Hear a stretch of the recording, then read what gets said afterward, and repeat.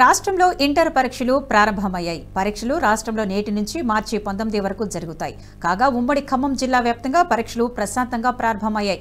భద్రాద్రి కొత్తగూడెం జిల్లా ఇల్లందులో ఏర్పాటు చేసిన 4 పరీక్షా కేంద్రాల వద్ద విద్యార్థుల కుటుంబ సభ్యుల కోలాహలం కనిపించింది. నాగార్జునసాగర్ ప్రభుత్వ జూనియర్ కళాశాలకు 5 విద్యార్థులు ఆలస్యంగా రావడంతో అధికారులు వారిని పరీక్షా కేంద్రంలోకి అనుమతించలేదు. దీనిపై మరింత సమాచారం మా ప్రతినిధి శ్రీనివాస్ అందిస్తారు.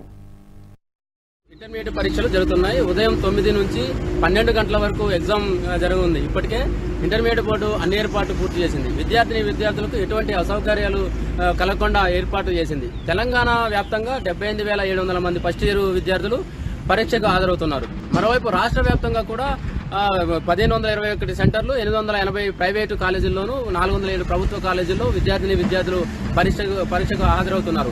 ఫిబ్రవరి 28 నుంచి మార్చి 19 వరకు ఈ యొక్క పరీక్షలు జరుగుతున్నాయి. భద్రాద్రి కొత్తగూడెం జిల్లాలోని 36 పరీక్షా కేంద్రాలు ఏర్పాటు చేశారు.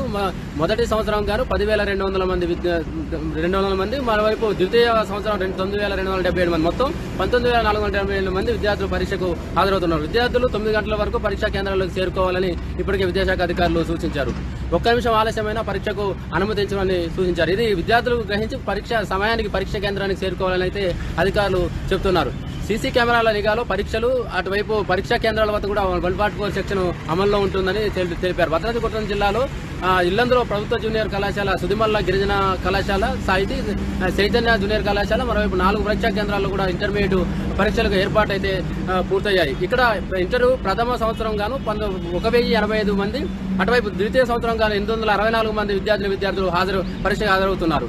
మరోవైపు భద్రాచలంలోని 4 పరీక్షా కేంద్రాల్లో మొదటి 2వ సంవత్సరం గాను 1,581 మంది విద్యార్థులు అయితే పరీక్షకు అటువైపు హాజరవుతున్నారు. మరోవైపు అశ్వరావుపేట నియోజకవర్గ వ్యాప్తంగా కూడా ఇంటర్మీడియట్ ప్రారంభమైంది ఎగ్జామ్స్. ఇప్పటికే అశ్వరావుపేట పట్టణంలో 3 పరీక్షా కేంద్రాల్లో, దమ్మపేట, ములకలపల్లి మండలాల్లో 2 పరీక్షా కేంద్రాలు ఏర్పాటు చేశారు.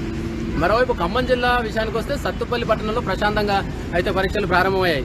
మొదటి సంవత్సరం గాను మొత్తంగా పట్టణంలో 7 పరీక్షా కేంద్రాలు అయితే 1,664 మంది విద్యార్థులు అయితే పరీక్షకు హాజరు కానున్నారు.